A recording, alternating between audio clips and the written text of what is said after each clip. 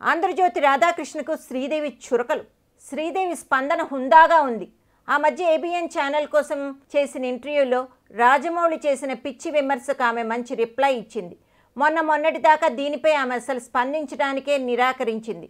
ఎందుకో గానీ ఆంధ్రజ్యోతి ఇంటర్వ్యూ సమయంలో బాహుబలికి వివాదంపై వ్యాఖ్యానించడానికి నిరాకరించిన ఆమె సాక్షి ఇంటర్వ్యూలో మాత్రం తన భావాలను వివరంగా చెప్పేసింది. పనిలో పనిగా ఇంటర్వ్యూ చేసిన రాధాకృష్ణకు చురకలు పెట్టింది. జగమెరిగిన దర్శకుడు రాజమౌళి, జగమెరగాల్సిన పనిలేని జర్నలిస్టు రాధాకృష్ణకు ఇద్దరికీ బదులు ఇచ్చింది. ఒక షో ఇంట్రెస్ట్గా నడవడం కోసం లేనిపోనివి చెప్పకూడదు. ఇంటర్వ్యూ చేసేవాళ్ళు కూడా రాజమౌళి గారు నాతో మాట్లాడుతున్నప్పుడు వాళ్ళ పక్కన కూర్చొని చూసినట్టు మాట్లాడడం బాధ కలిగించింది. ఇంటర్వ్యూ కోసం ఎదుటి వ్యక్తిని తక్కువ చేయడం చాలా తప్పు. ఇవి సదరు ఇంటర్వ్యూయర్ రాధాకృష్ణకు శ్రీదేవి మర్యాదపూర్వకంగా పెట్టిన చురకలు. ఇక రాజమౌళికైతే శ్రీదేవి ఇచ్చిన రిప్లై కూడా బాగుంది.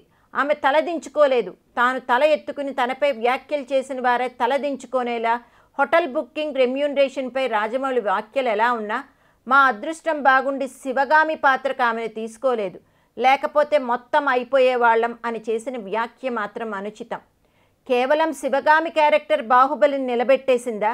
అది రమ్యాకృష్ణ నటనే దానికి ప్రాణమా? మరి నువ్వు ప్రభాస్, రాణా, కీరవాణి, తమన్నా, సత్యరాజ్, నాజర్ ఉత్త విగ్రహాలేనా?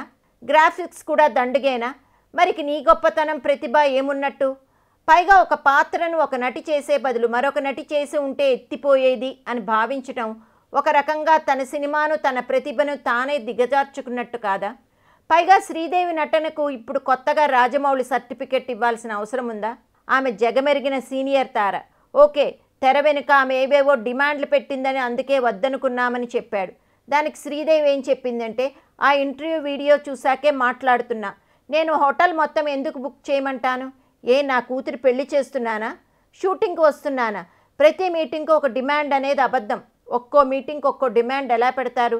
10 ఫ్లైట్ టికెట్స్ అడగటం ఏమిటి? 8 కోట్లు అడిగానట. చాలా బాధ అనిపించింది. నేను అలాంటి దాన్నైతే 50 ఏళ్ళు సినిమా ఫీల్డ్లో ఉండేదాన్నా? చాలా హర్ట్ అయ్యాను, షాక్ అయ్యాను కూడా. చెట్ల చాటుకు, గుడిసెల్లో, ఇళ్లల్లో డ్రెస్ చేంజ్ చేసుకున్న రోజులు బోలెడు. ఎలాంటి హోటల్ సౌకర్యం లేని రోజుల్లోనూ రాజమండ్రి, విశాఖపట్నంలో ఎన్ని సినిమాలు చేయలేదు?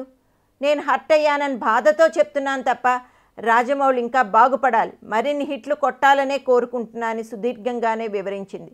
బాహుబలి తర్వాత నిజంగానే రాజమౌళిలో తాను చాలా గొప్పాడిని అనే ఫీలింగ్ పెరిగిపోయినట్టుంది. శ్రీదేవిని తీసుకుంటా అయిపోయేవాళ్ళం అనే వ్యాఖ్య కృత్రిమ పెరుగుదల నుంచి ఉత్పత్తి అయినదే అని అంటున్నారు ఇండస్ట్రీ వర్గం వాళ్ళు.